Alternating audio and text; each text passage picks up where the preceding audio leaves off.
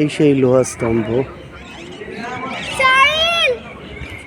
যে স্তম্ভ প্রায় 1200 বছর পার করে দিয়েছে একই রকমভাবে অটুট, জং টং কিচ্ছু লাগেনি।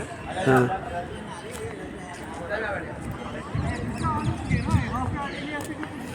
এই ছিল মূল দরওয়াজা।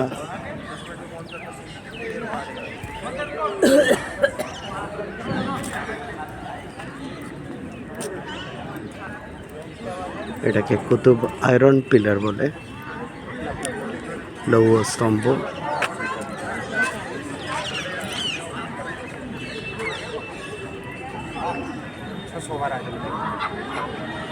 আর এই ছিল সেই গেট। এখনো সেই দেয়ালে রঙের প্রলেপ অবশিষ্টাংশ রয়েছে, এগুলো পরে করা না।